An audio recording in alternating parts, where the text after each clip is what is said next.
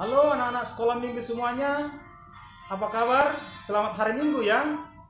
Saya yakin kita semua dalam keadaan baik. Dan biarlah di hari Minggu, hari Tuhan ini, kita beribadah kepadanya.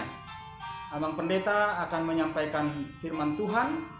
Tetapi sebelumnya kita akan mendengarkan persembahan pujian dari kakak-kakak sekolah minggu, dari Inang Indah bersama dengan Kak Angel dan Bang Heber. Mari kita dengarkan.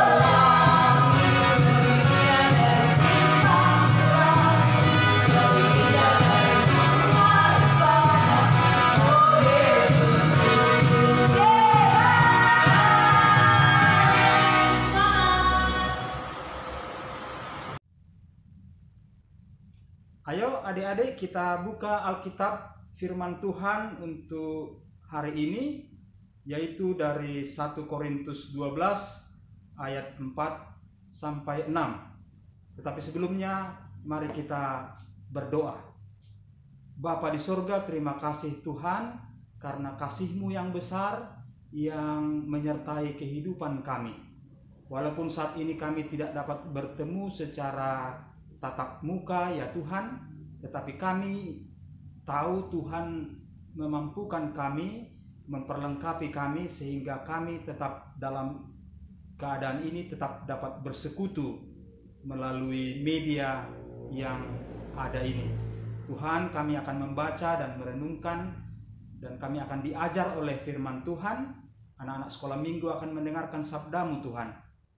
Kuasailah hati dan pikiran kami semuanya, supaya kami mengerti akan firman-Mu dan kami melakukannya. Karena dengan melakukannya kami hidup dalam sukacita. Kami hidup diberkati oleh Tuhan. Di dalam Yesus Kristus kami telah berdoa dan mengucap syukur. Amin. Mari kita baca firman Tuhan. 1 Korintus 12 ayat 4 sampai 6, demikianlah firman Tuhan. Ada rupa-rupa karunia, tetapi satu roh. Dan ada rupa-rupa pelayanan, tetapi satu Tuhan. Dan ada berbagai-bagai perbuatan ajaib, tetapi Allah adalah satu yang mengerjakan semuanya dalam semua orang. Adik-adik sekolah minggu semuanya, tema kita hari ini adalah beragam karunia dan pelayanan dari Tuhan yang esa.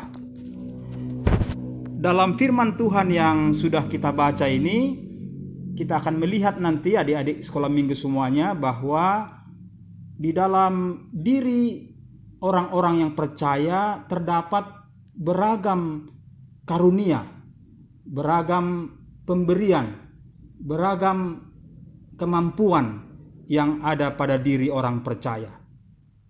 Kita semua sekarang ini memang terhalang untuk datang ke gereja, tidak bersekolah minggu di ruang sekolah minggu, orang dewasa tidak beribadah di gereja, walaupun gereja kita tetap terbuka, tetap ada ibadah, tetapi hanya petugas yang beribadah, hanya pendeta, penatua, pemusik, dan yang lain-lain, song leader.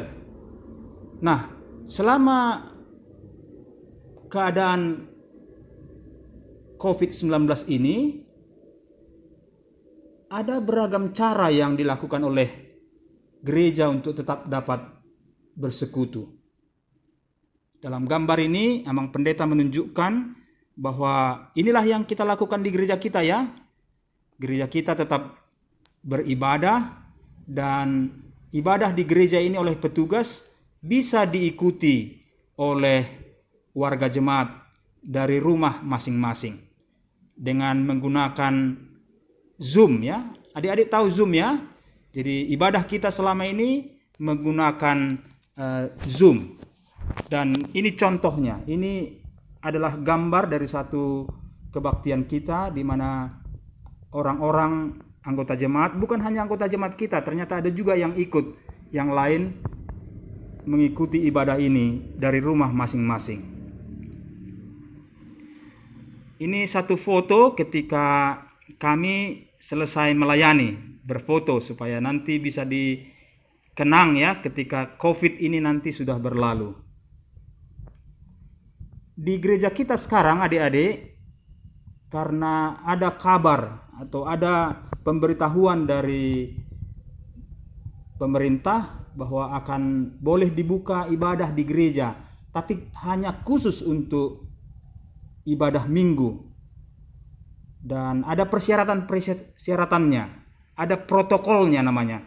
Antara lain harus ada wastafel, harus jemaat yang datang nanti harus cuci tangan, harus menggunakan hand sanitizer, harus memakai masker ya. Jadi nanti kalau orang-orang dewasa datang mereka harus menggunakan masker. Demikian juga gereja harus disemprot dulu dengan desinfektan sebelum ibadah dibuka untuk umum.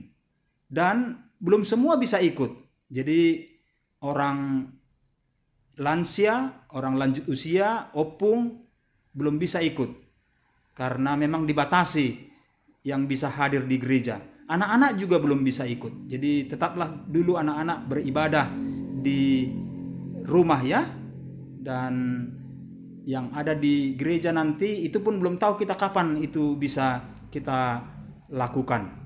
Tapi ketika dilakukan nanti baru terbatas yang boleh ikut beribadah di gereja dengan memenuhi protokol kesehatan. Saya ingin menunjukkan beberapa gambar lagi adik-adik. Jadi ini adalah gambar yang menunjukkan ibadah di Sumatera ya, di kampung-kampung kita di Sumatera. Mereka tidak beribadah di gereja, tetapi tetap dicari jalan supaya bisa beribadah. Lalu dibuatlah ibadah di tengah-tengah kampung. Ya, ini ada bapak pendeta. Ini hanya saya ambil ini dari Facebook ya.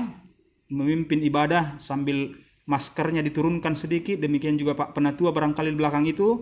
Mereka memimpin ibadah di tengah-tengah halaman di kampung itu.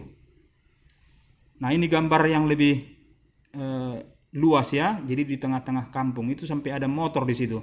Tapi disitulah dibuat ibadah karena memang pemerintah mengatakan jangan ada perkumpulan di dalam ruangan ibadah dulu. Lalu mereka beribadah di tengah-tengah kampung ini. Ini menunjukkan bahwa gereja itu selalu berusaha mencari jalan supaya tetap dapat menyelenggarakan yang pokok, yaitu ibadah. Ini di sebelah lain ini ya, jadi ibu-ibu duduk berjarak di depan sebuah rumah. Ini juga ada anak-anak seperti kalian. Mereka mengikuti ibadah dari kejauhan ya. Mereka dari jendela rumah mereka ya. Ada 4 orang di situ. Sangat menarik ya adik-adik melihat mereka bagaimana antusiasnya, bagaimana rindunya untuk bersekutu dalam kebaktian. Nah, ini lagi. Ini adalah contoh dari ibadah di Bonapasugit kita, di kampung kita, di mana pendeta menyelenggarakan ibadah dari atas bukit. Ini bagian penutup ini di mana pendeta memberkati seperti kalau ibadah kita di sini. Ada rupa-rupa karunia kata firman Tuhan yang sudah kita baca tadi adik-adik. Apa artinya? Amang pendeta yakin kalian sudah akrab, sudah terbiasa mendengarkan kata karunia ya. Apa artinya karunia? Karunia adalah pemberian-pemberian yang diberikan Tuhan kepada kita. Ada pemberian itu berupa kepintaran, ada pemberian itu berupa kemampuan bernyanyi dan sebagainya dan sebagainya. Mari kita lihat dulu firman Tuhan yang mengajarkan tentang karunia ini. Jadi dalam firman Tuhan ini 1 Korintus 12 dikatakan rupa-rupa karunia itu antara lain adalah berkata-kata dengan hikmat, nanti Amang Pendeta jelaskan ya, berkata-kata dengan pengetahuan, juga karunia menyembuhkan, karunia mengadakan mukjizat, karunia bernubuat, karunia berkata-kata dalam bahasa roh, lalu juga karunia untuk menjadi rasul, untuk menjadi pemberita firman Tuhan, karunia untuk menjadi nabi, pengajar, juga diakoni rupanya adalah juga karunia. Jadi karunia untuk mengerjakan atau melakukan diakoni. Juga karunia untuk memimpin jemaat. Seperti kita di gereja ini punya majelis jemaat, punya pengurus harian jemaat, punya seksi-seksi. Mereka itu kita pandang sebagai yang dikaruniai Tuhan untuk memimpin jemaat. Ada lagi karunia sebagai pemberita Injil. Kalau dulu di zaman yang lampau begitu banyaknya orang meninggalkan negaranya untuk memberitakan Injil ke tempat-tempat yang jauh. Mereka dinamakan misionaris. Misionaris yang paling terkenal, walaupun sebenarnya banyak misionaris, yang paling terkenal untuk orang Batak adalah Nommensen ya. Beliaulah dianggap yang paling berhasil untuk memperkenalkan Injil kepada orang Batak. Nah, mari kita renungkan adik-adik firman Tuhan ini. Kalau begitu, kalau setiap orang diberikan pemberian-pemberian dari Tuhan, apakah yang harus kita renungkan? Yang harus kita renungkan adalah bahwa pemberian-pemberian itu tidak boleh membuat kita tidak mempergunakannya, tidak boleh hanya menyimpan untuk diri sendiri, tidak boleh menyombongkannya, dan bahkan menurut pengajaran firman Tuhan ini dan keyakinan orang Kristen, semua yang ada pada kita ini adalah pemberian Tuhan. Tadi Amang Pendeta katakan istilah talenta ya. Kalau talenta sekarang dalam pengertian yang umum, pengertian modern ya, itu memang adalah diartikan sebagai kemampuan alami, kemampuan yang dihayati, dibawa sejak lahir. Nah, dalam bahasa Inggris itu dikatakan natural skill ya. Misalnya melukis itu dipandang sebagai adalah talenta dalam arti kemampuan alami. mungkin juga menyanyi ya. Amang pendeta tidak terlalu pintar menyanyi, tapi ada orang yang dari kecil pun sudah bagus suaranya, makin besar makin bagus. Jadi ada talenta tetapi juga dilatih.